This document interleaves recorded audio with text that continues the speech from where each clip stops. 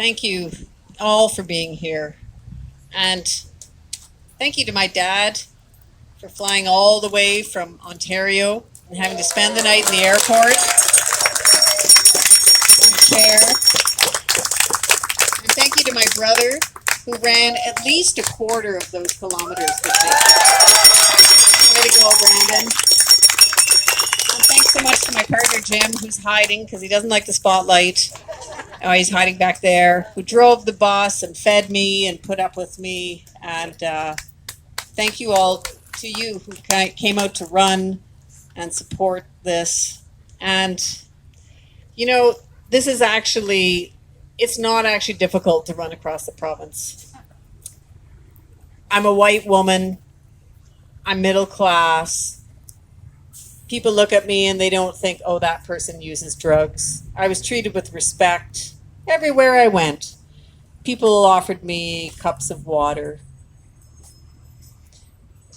So, you know, what's difficult is being a person who uses drugs in this province because the government does not have their back, does not seem to care that every time they use drugs, they're at risk of dying. What's difficult is deciding whether you should maybe go to treatment, but on the other hand, risk having your kids taken away. Like, that's really difficult, you know. What's difficult is tomorrow.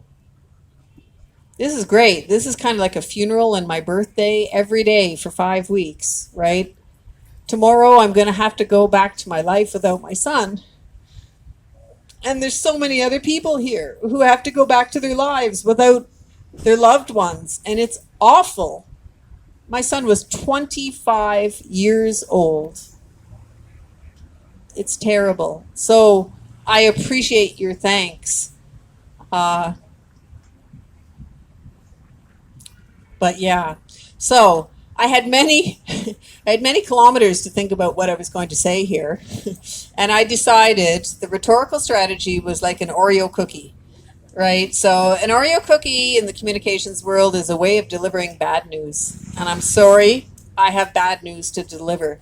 But we're going to put a little good news on each side of it because we don't want to completely crush your spirits. The good news is that I've been everywhere, man. Na, na, na, na, na, na. And, you know, across this province, there is less division and polarization than politicians would have us think. Awesome. A lot of people understand the need for safe supply. A lot of people are on board. Nice. Awesome. People are getting it. There is amazing harm reduction out there. Like, sorry, I've forgotten his name already from Solid. People are bending over backwards. They're doing cartwheels. They're going out into the street in mobile vans. They're chasing people around with bubble pipes, like, you know? And I've seen ladies in cardigans handing out bubble pipes, right? So, you know, things are changing. There's amazing work being done. Yeah. Now, okay, for the bad news, this government is doing fucking nothing. People are dying every day. 6 more people are going to die today. Today, 6 people are going to die from toxic drugs. Way more people that are going to get into car accidents or, you know, run on the wrong side of the road and get hit by a car or any of that other kind of risky stuff, right? People are going to die from taking drugs. And that's the simple. And I think it's criminal. My son had an overdose in 2020. He was hospitalized. We didn't talk about it very much because he was 24 and it was private. He had an overdose. He ended up in the hospital in intensive care. He got out of the hospital. He went on methadone. He had some really successful times on methadone. And then I think he started to use a little meth and a little something here and there. And then what happened is that the hoops to get his methadone kept getting higher and higher and higher because there are some policies in this province. Not only is it hard to get safe supply, it's hard to get traditional treatments. It's hard to get any kind of treatment, especially if you live in rural areas. And so, you know, as Lisa Lapointe was saying, people categorize, you know, they make this into an urban issue, but it's an all over issue. And the issue is exacerbated by poverty, by lack of access to transportation, by all those things that we already know about. Just completely lost what I was thinking of, but yeah, I'm delivering bad news. So yeah, okay. So Aubrey lost his carries, you know, and then 5 weeks he was off methadone and he died. So 5 weeks of accessing the criminalized drug supply in our country and that in our province, and that's pretty much all it takes, right? So not only is this government not providing safe supply, they're not providing a lot of treatment for people, and that is criminal. And I'll just say it right now, you know, I put the blame on our government. Okay, back to the good news. It's a kind of ironic good news, silver lining good news, because 2,300 people died last year, and I forget 2,000 the year before, and we're probably going to lose another 2,300 this year. We're gaining advocates. It's this terrible thing, but there's all these mothers. You know, like I said, I've seen mothers handing out naloxone. I've seen people in cardigans, you know, saying safe supply. Like, we are becoming radicalized. And the war on drugs that our chief coroner was talking about, that has conditioned us for so long, the irony is we're starting to see that we have been living in this war. It was declared by Nixon in 1971, about 3 months before I was born. So for 52 years, we've been living in a war that we didn't create. And our loved ones, our kids, are casualties of this war. But I think it's a fair, I mean, correct me if I'm wrong, but, you know, I was a young person when the AIDS HIV crisis happened.